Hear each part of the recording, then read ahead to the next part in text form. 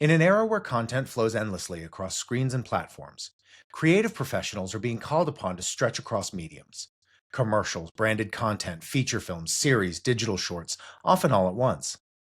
Add to that just last week, Nielsen reported that in February, YouTube dethroned Disney as the top TV distributor in America. Not online, not on mobile, on television. So have the rules of what counts as TV, film, advertising, and content almost become meaningless? It begs the question, how do directors, producers, and studios keep pace with that change while holding on to what made them great in the first place? And what does it take to build a production company that cuts through the noise across formats, platforms, and expectations? This week, I sit down with Dav Karbassioun, CEO and co-founder of Magna Studios, a creative production company that's built a reputation for guiding directors across formats without sacrificing artistic identity. As the economics of entertainment stop being enough, it's important to guide directors across mediums. Brady Corbet, one of Dav's directors, recently stated that although he won a Golden Globe and was nominated for an Oscar for directing The Brutalist, he hasn't been paid enough to survive. And that seems crazy to me. But is it placing an even higher importance and value on the ability of companies like Magna to get him work in advertising?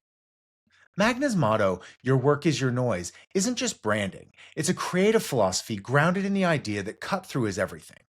No matter the screen size or budget, what matters is how deeply your work resonates. AI is producing kind of a flattening effect. When everybody has the ability to make anything, the human touch becomes everything. It becomes the thing that helps you break through 1,000 algorithm-led scrolls. We talk about Magna's unique hybrid approach, the difference between building brands and building careers, and how they help directors navigate the evolving creative landscape without losing their voice. If you're in the creative industries and want some insight into how directors and production companies can navigate the changing paradigms, this episode might give you some insight.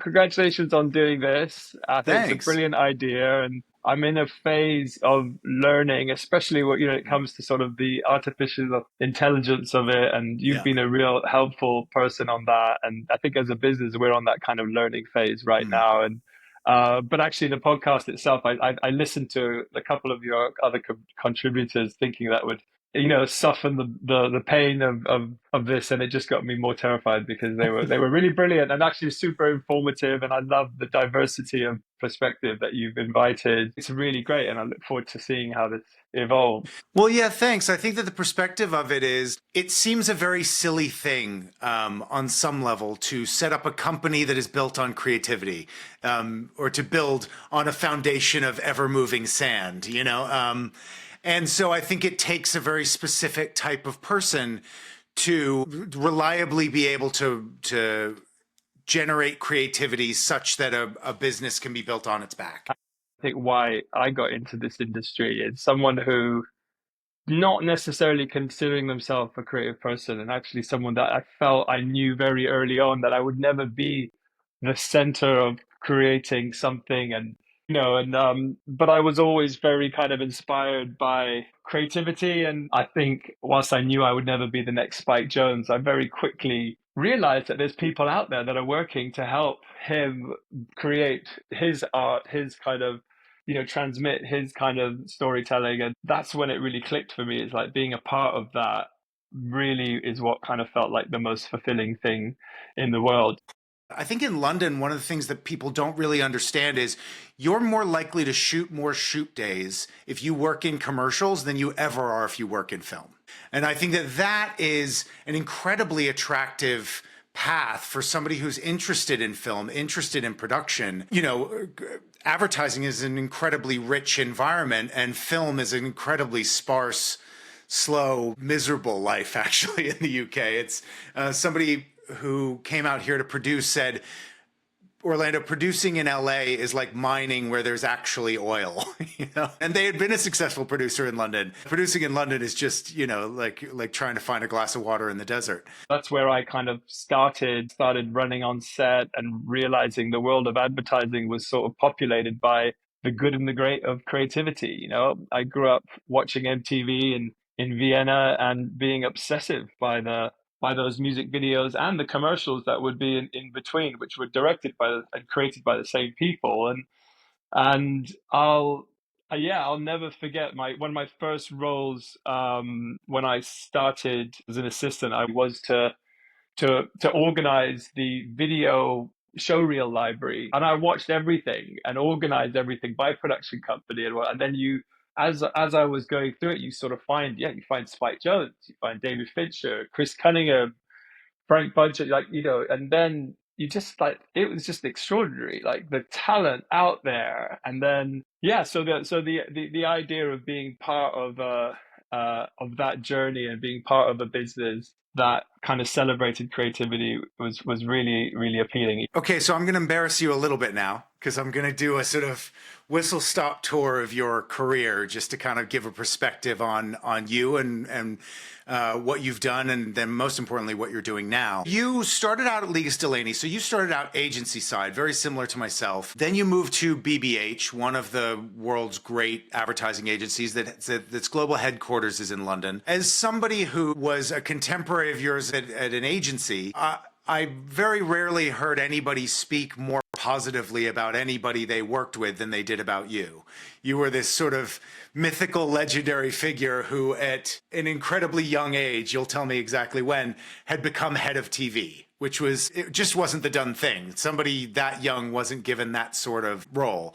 And you became quickly known as the head of TV who really understood where the creatives and the directors were coming from. And I think that then on the back of that, Thomas Bensky at Pulse brought you over to become global president of Pulse. And then out of that, you have started a company named Magna Studios, which, although it's sort of only just officially PR launched for the last 2 years, has been doing incredible work. And you've just announced that you've got the Oasis documentary that you guys are going to be producing and launching based on their upcoming tour, which is a huge coup. I want to know what that path through the industry, what unique perspective that's given you on your job or the industry at large. Hmm. Oh, well, thanks. Exactly why I want you to be talking, Orlando. You're my best PR agent, and you're very good for my confidence. But it's very kind. I mean, look, I genuinely, and I know this sounds perhaps like me trying to be overly modest, but like I just was in the right place at the right time, at the time of where advertising really was all about creativity. Clients didn't fire agencies, agencies fired clients if they didn't buy their ideas. And that was, the power of the creative idea. It was amazing. And, it was hard work.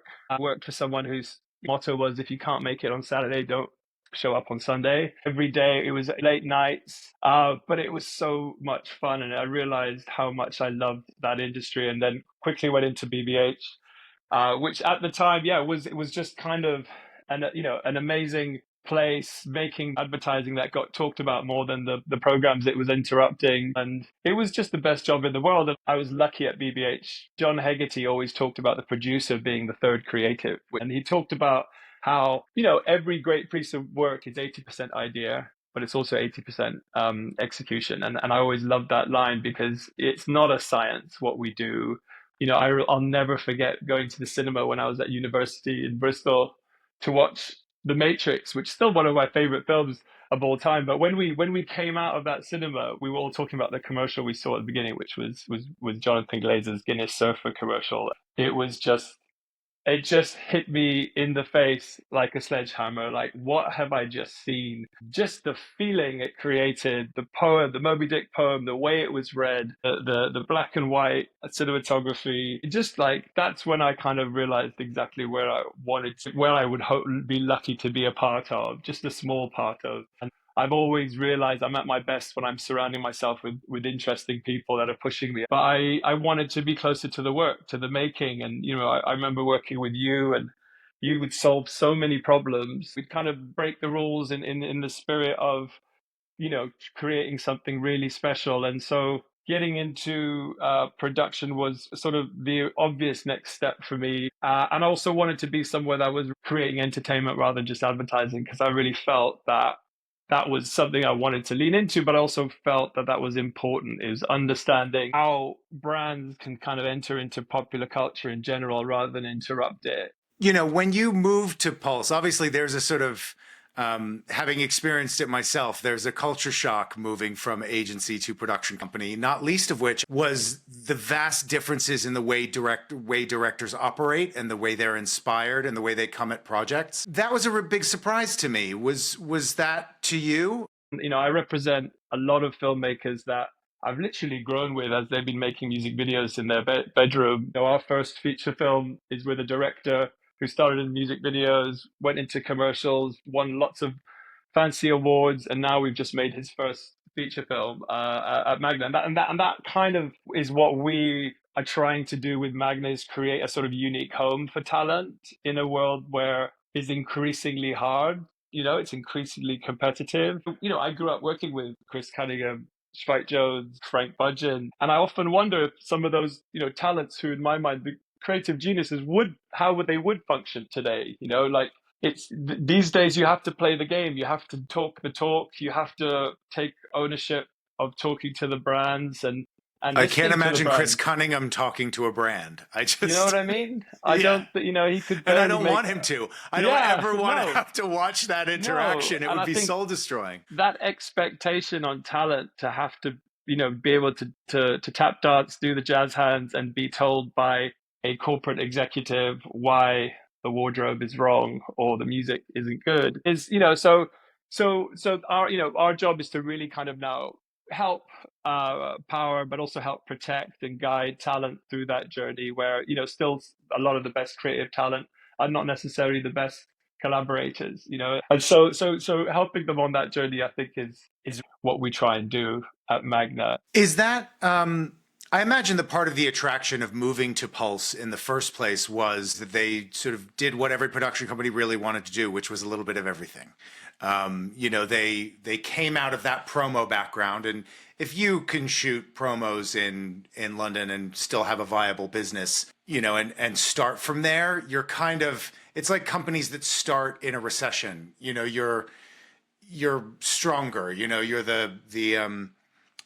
the runt of the litter who made it. And then it was the Blur documentary, I think, that won them a Grammy. And that was the beginning of a string of theatrical release music docs. I think it was the Katy Perry doc, the One Direction documentary, I think directed by Morgan Spurlock.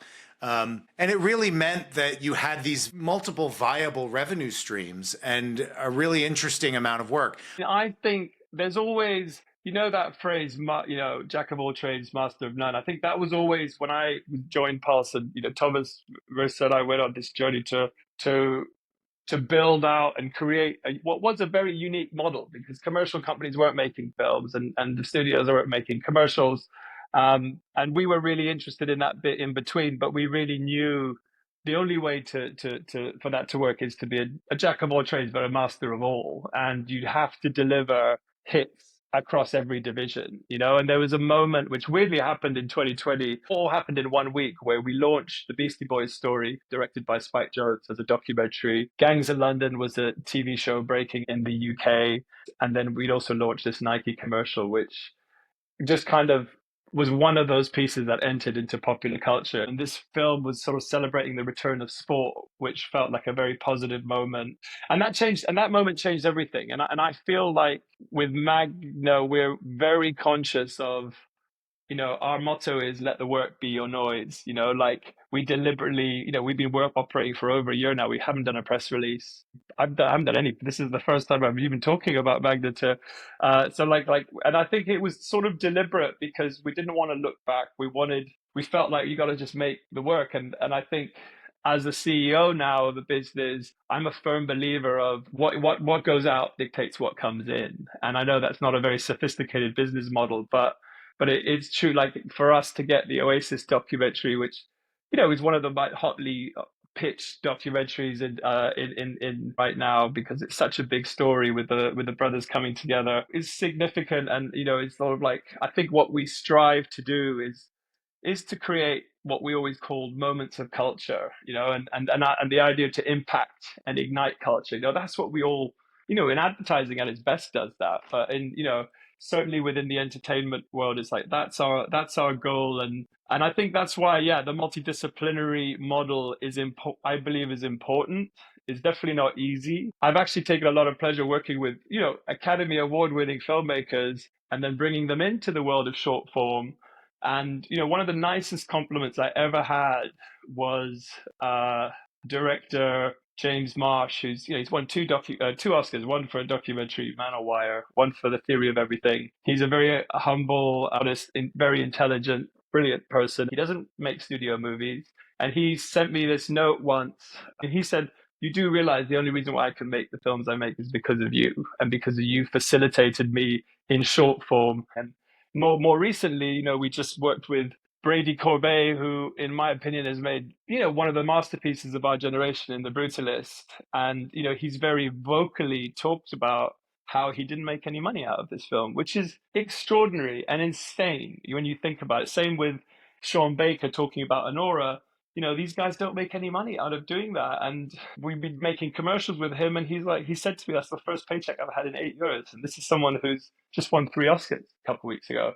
So it's sort of insane, but I think that relationship is really really interesting and really important. As I was saying before, you're more likely to get to shoot stuff in commercials than you are in film. It's the fulfillment of a lifelong dream that got them to start creating in the first place. But it's also an incredible risk. And so I think that at its best, managing talent in commercials helps create a soft landing. Definitely.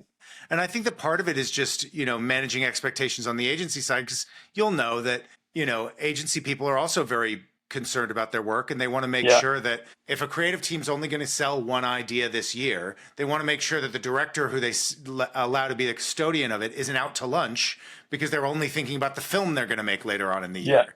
Completely. So, when you're on the buying side of, of a director's treatment, you do spend a lot of time going, well, yeah, but does he care? Is he invested?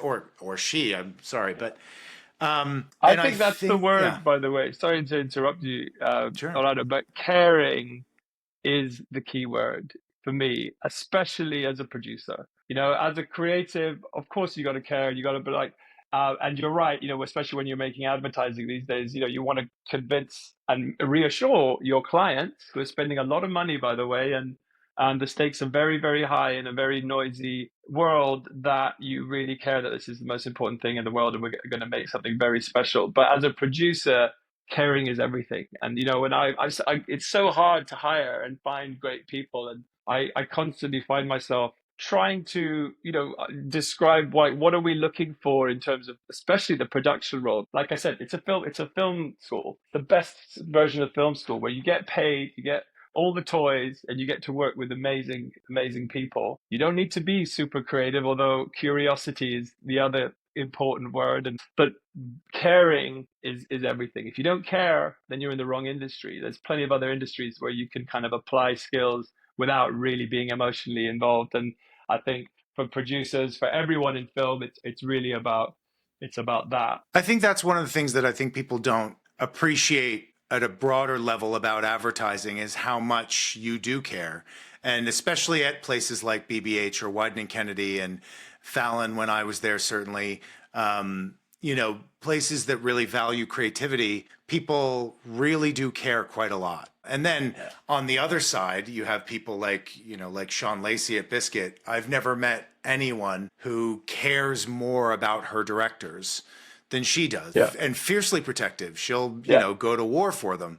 And also she's another emotionally soft landing. And it's all about deeply caring about the work, because, on a practical level, this work will decide, as silly as awards may be, those awards get people a raise. Those awards, get more opportunities for that director. No, I think that's right. And I think the talent really feel it, and I think what comes with that and with caring, and especially running a production company or an agency, what was brilliant at BBH, we talked about entering popular, making commercials that were part of culture.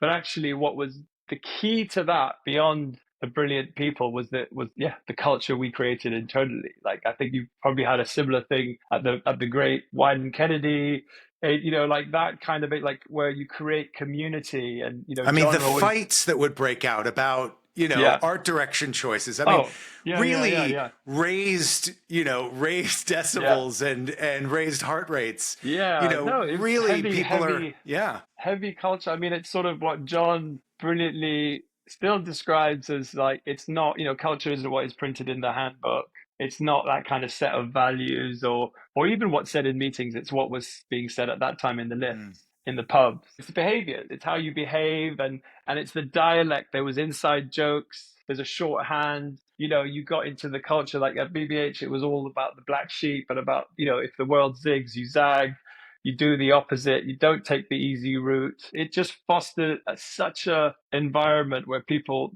cared so much about what we were making, how we were making it. And everyone felt, whether you were a producer, a writer, an art director, an intern, that you had your blistered fingerprints were all over anything that left the building. And I always loved that. Like the pride of what we made was always really important. But One of the things I think people also kind of don't see a lot in advertising is how much technological innovation often starts in advertising. It's because you're doing 60-second spots and the cost for that. I mean, a 60-second spot might have a production budget of upwards of $1 million.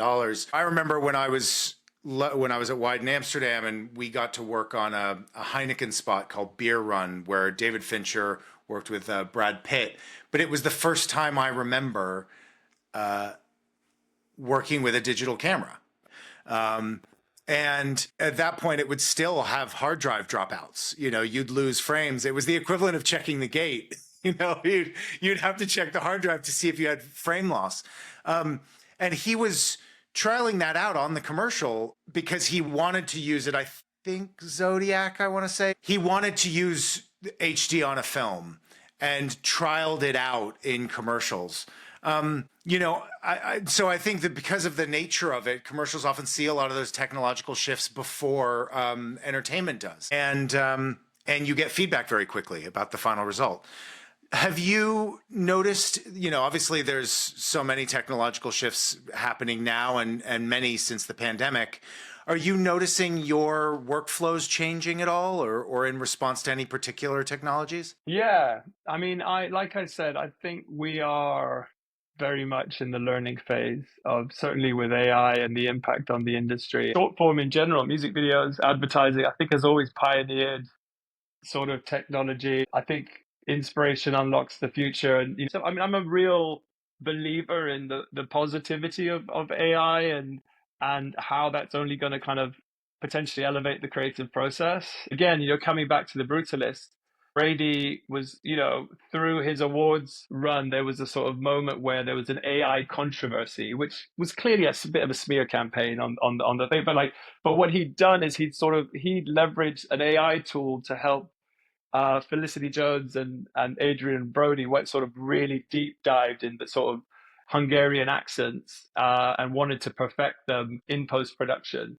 which then became like this. Oh, that's so controversial because Hollywood's still like AI. It's like, well, actually, what they were doing was really in the spirit of authenticity. Actually, wasn't even replacing any roles. It was actually meant more people got involved, more jobs were created, and all of that, and it was all in respect to the kind of where the stories were coming from. And so I think that's a really great example of AI at its best. But yeah, I think, look, there's so many positives, and weirdly, I'm doing a film at the moment where we are, it's a film all about relationship with a human and an AI. In this case, a driverless car, and it's just really interesting how this is a film that we actually started with a mutual friend of ours, actually, Regan Ledwidge, who was a late Mhm. great Yeah, filmmaker who tragically passed away as we sort of started making the yeah, movie. It's sort horrible. of swinging back, and we're now exploring it. And this film, he'd written this film. This is only 4 or 5 years ago, and here we are a few years later, and we're looking at packaging up with his estate, and we are in a world where I mean, no joke. Yeah, I drive to work and I see a driverless car every day. I was at the traffic lights in LA and driverless car pulled up next to me. And as we stopped the traffic light, this little robot crosses the road. It's like, it's that James Cameron quote of, Yeah, there is no more sci-fi because we're living it. We're yeah. in the future. it's bananas. This is I Blade saw Runner, one waiting. and I saw Waymo waiting in an in and out line. And I couldn't tell if it thought that's it was in amazing. traffic or it was actually waiting in the in and out line. That That is amazing. That's amazing. And Yeah, that yeah, one so cracked me we up. really we really are. I mean, I'm trying to educate myself is the honest truth. Like I said, I weirdly did a thesis in AI. I studied fuzzy logic, which at the time was sort of, allowing kind of for shades of gray. Nothing is binary that, considering all the information available will get you to the best possible decision. AI is just a kind of new way of really utilizing the amazing information, collecting and curating it in a way that's really helpful for us. I'm reading this amazing book at the moment by Harari called Nexus, which is all about the Oh yeah, history of I the read information that. networks. Yeah, And you read it. unbelievable. It's Yeah. incredible, and I think it draws on some really interesting. It's sort of the conscience and the intelligence and the kind of interesting relationship there, but it kind of really comes back to, that the difference between information and wisdom. And I think that's the kind of conflict we're having as a human race is like, are we any wiser because of these tools? I'm not sure. There's a great quote Jimmy Iovine said, I wish I didn't know now what I didn't know then. And he's talking about growing old and how growing up and how you're kind of bombarded with information that kind of changes your perspective. And that sort of childlike perception, especially in the creative world, is so precious. As you get older, you start to realize the power of that, especially in creativity, and why so many bands' first albums is always the masterpiece. And we're in a world now. I looked up the top 20 grossing movies of last year, and you have to get to number 17 to get to something that isn't a sequel or a prequel or a franchise, which is extraordinary to me. AI from a creative perspective could play a role in perhaps creating some of the extension of those stories using an original idea, a franchise, and moving it on. But all those things are relying on something original, whether that's Beetlejuice or Kung Fu Panda or Wicked or whatever. They're all kind of going back to some original piece of, and when you look at the most recent Academy Awards and the films that are kind of resonating, like The Brutalist, like Anora, and films like that, you're looking at films that, yeah, where do those films come from? I don't know, but those are the things that are really powerful for me personally. Like being in the cinema and watching a film like The Brutalist reminds me why I ended up in this crazy industry, and but so it's an interesting time. I'm sort of terrified of not being able to leverage those things in the right time. I mean, your business is a great example of that. Like you're already with some of the tools that you're offering, certainly, studios, filmmakers, in terms of curating their IP, creating their stories, are like incredibly helpful. And it's a great example of this is the power of AI, of like, kind of the sort of organizing the kind of cultural continuum, and then this as an extension of that is great because it's starting the conversation going, okay, well, how can we be really disciplined about this? How can we use these tools in a way that kind of enhance the kind of huge, the human experience, and Yeah, because yeah. I think that it's imperative that we amplify the new stories and new voices because you're right. I think that part of the no new stuff at the box office is part of it's an economic reality where everybody's worried about getting fired at studios, and studios like Paramount are worried about getting closed or bought or sold off for parts. Warner Brothers just moved its TV division and separated it logically, presumably because they're preparing it for sale. You know, and they're basically constantly looking at pieces of IP and going, there's a following there that we know we can tap into. And a bit like a tax rebate. You're like, well, if I get a 20% tax rebate and I have a 20% inbuilt following, I'm only risking 60%. So I think there's that, but I think there's also the way things moved us when we were kids and the way things moved us when we were funneled into a slightly more restricted content stream, whether it was television or box office, meant that we had these group experiences. And so we share a lot of those things. And now those experiences are so fractured that it's difficult to cotton on to any one of them. But I think it shows up in AI. Like for me, when I watch Reddit, and every day this is some short film created with AI, I don't really care. unless it's like watch the Muppets in Mad Max Land, like the Muppets Thunderdome, and I'm like, well, that I'm gonna watch. Like, and so weirdly, what it's preying on is it's using IP that honestly moved me before when I was a kid and I watched Thunderdome. It's pressing that button, and that works, and I will then watch this thing, but I won't if it's original, but I will watch a Nora that's original. And so in that way, I think our generation is a little safe. I can't speak to what comfort level the next generation is going to have with AI developed content. But one of the things I said when I was chatting to Kate is, Garry Kasparov was beaten by Deep Blue in 1996 at chess. It didn't usher in a whole new era of people watching computers play each other in chess. No. No, and I think that was an interesting point. I listened to that brilliant podcast. And yeah, the point she made about sports, and how the emotion in sports and how nobody wants to watch 22 robots playing football. I think it's interesting. But again, yeah, I mean, I'm not ready to read a book written by an AI. I'm not ready to listen to music, but it's interesting because one of the things we've been looking at on this film we're making, we're talking about AI therapy as a kind of key theme, but it's actually really interesting. When I was thinking about therapy, to me, that's something I can really channel right now. I can see the benefit there. But again, to quote Sir John Hegarty, he was always the one to say, look, the practices change, but the principles remain the same. And I believe if we can hang on to that, then there are sort of, innovations in technology that are only going to make that better. There will be something genius where someone hacks it in a way that no one's really thought about, and that kind of opens up a whole new window. And you've mentioned John Hegarty a lot. He's one of the faces on the Mount Rushmore of advertising. He had a quote that I disagreed with.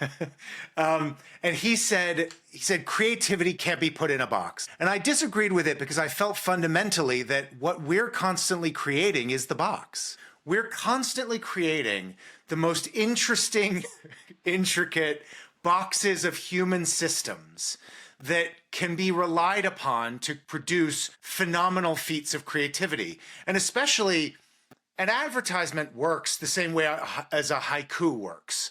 There are certain rules, you have to abide by them, and the beauty of it is the way you bend yourself and contort yourself to still achieve something beautiful within this set of rules.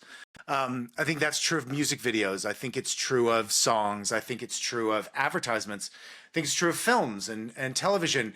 There's 4-act structures, 3-act structures, and those things, when they're respected and they're done expertly, are impressive. And I think what's interesting with Magna is it's taking a lot of the soul of Pulse, but what you're creating is a fertile human system that can as reliably output documentary as it can an ad. What do you think is unique about that human system? Look, I think we're in a really interesting time. Like things are, let's be honest, tougher than ever in many ways. But we see it as a quite diverse business when you're looking at long form, short form, and everything in between.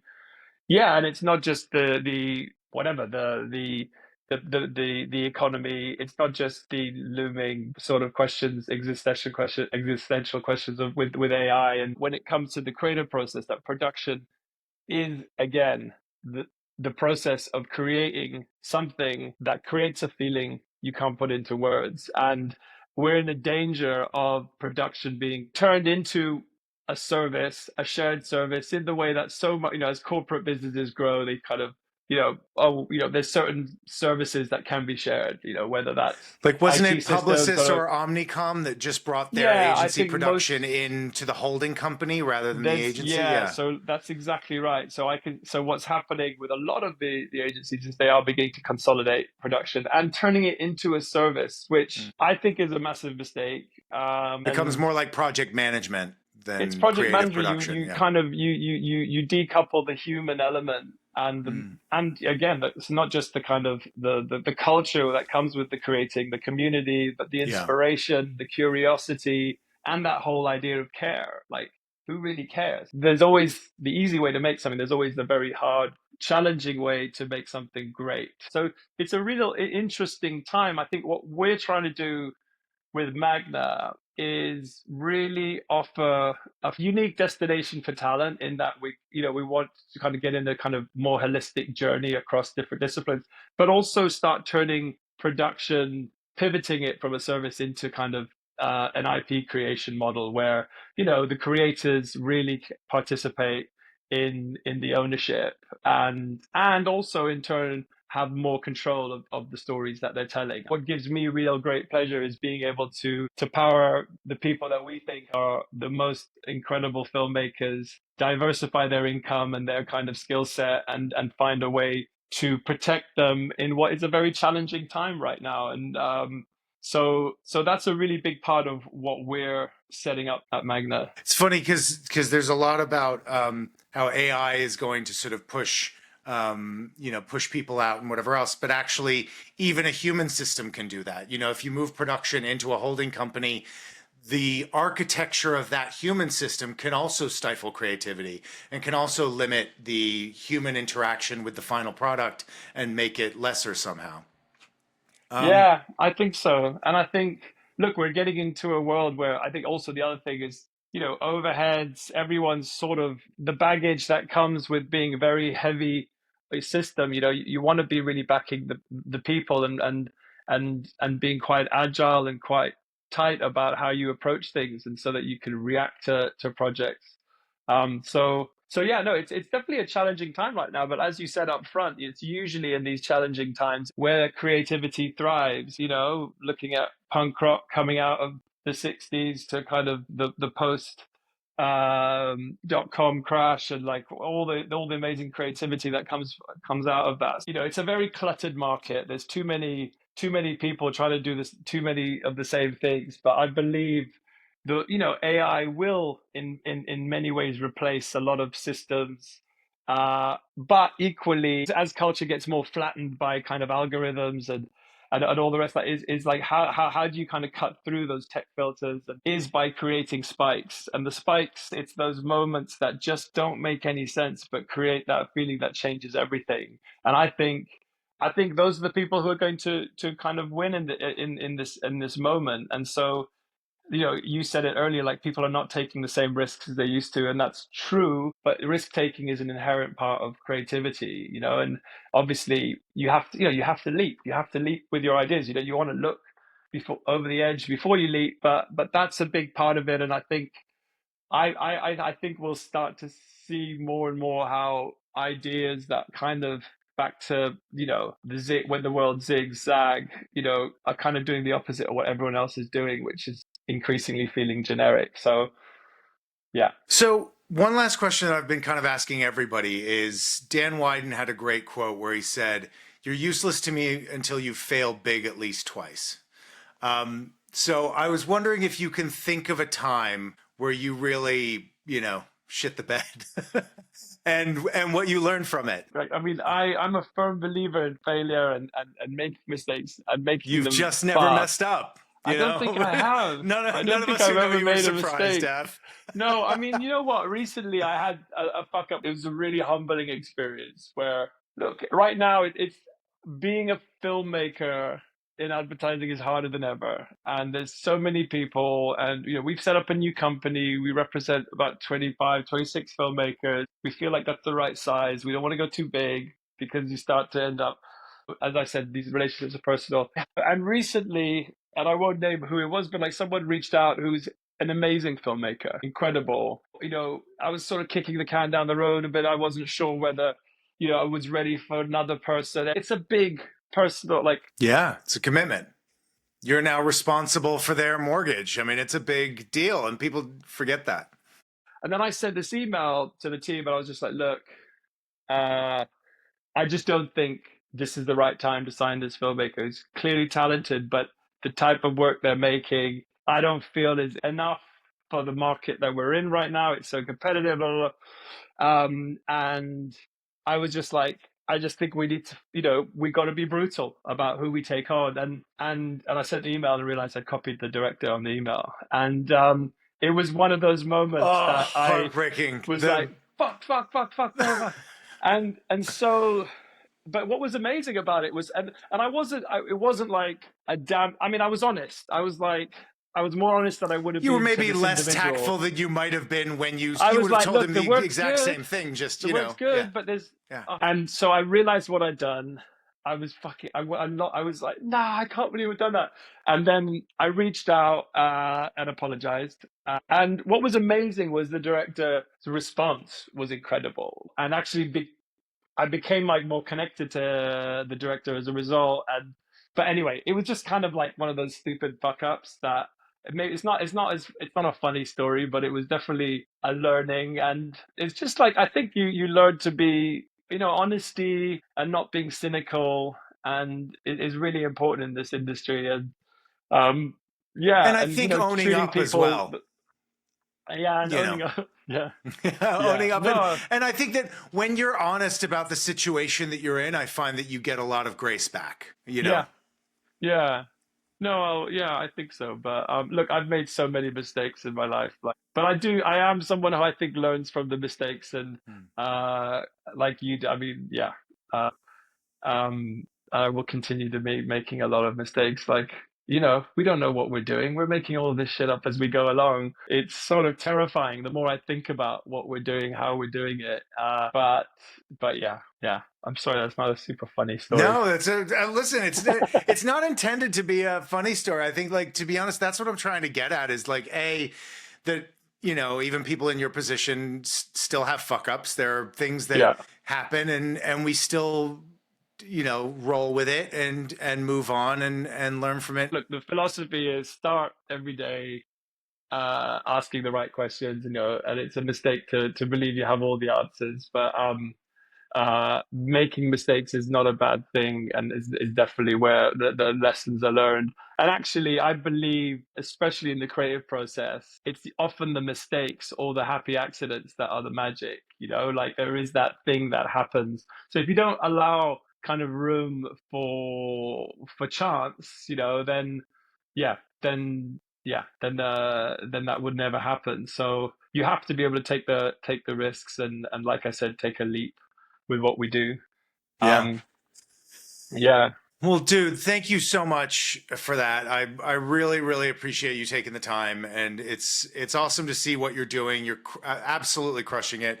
It's I'm happy that you're finally talking or finally PRing yourselves, because you've been succeeding so much behind the scenes, and I know you're not one for taking a curtain call. But I've definitely been watching what you're doing, feeling that you should be getting a lot more pats on the back and a lot more well, thank you. Well, recognition for how hard you work and how well you're achieving at it. no, I really appreciate that, and congratulations to you. And I'm just sort of, it's validation to me that you've Mm. asked me to do this. It's like, okay, Of I hope I course. haven't fucked it up too much. But when I look left No, and you're right at the fantastic. people you're interviewing, who are all really brilliant, like yourself, it's really appreciated. And I appreciate the kind things you've said, but above all, your friendship, mate. You're a dear friend, You and too, man. yeah, you've had such a great impact on me. And yeah, And you I me. appreciate that.